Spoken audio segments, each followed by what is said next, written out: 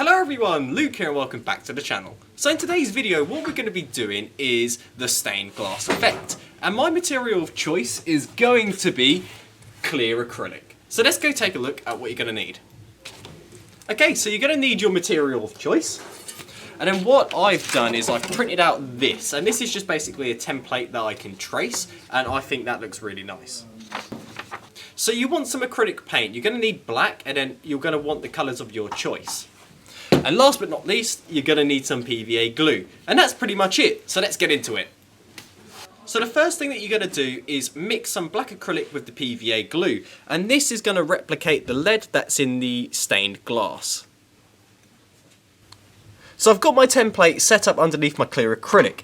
And all you want to do is grab your PVA/black acrylic mix and just trace the lines. You can use something like masking tape to keep this nice and neat, but I like the look of it when it's done freehand. So let's get this started.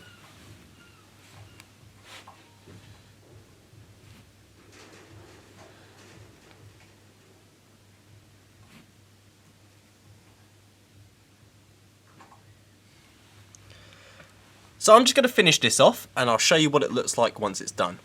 So this is what it looks like when it's done, and I'm absolutely loving the look of this. So the next step is to obviously colour it in. And I was going to use acrylic and it does give it a nice effect, but you will not be able to see through. So I decided to use something a little bit different. And that is dry erase board markers and Sharpies. And the reason for that is because it gives it a really nice look. And I've got an example piece right here to show you. So the trick is to colour it in, and once it's dry, spray a coat of clear lacquer over the top and it should keep everything into place. So that's exactly what I'm going to go do now.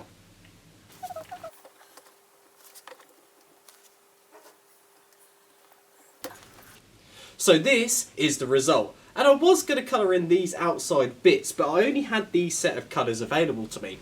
And I feel like if I were to colour them in the same sort of colours, it would just look too samey. And that's the reason why I kept it like this. But either way, I think this looks beautiful. So let's go stick this to the side of the computer and see what it looks like when it's on. So that is what it looks like when it's on the computer. And this has truly turned out really well. It really fits in with the style of the computer. And it really does look like stained glass. Bear in mind that this is just pretty much Sharpie, dry erase marker and a bit of lacquer on a piece of clear acrylic, and this is the result that we've got. Fantastic!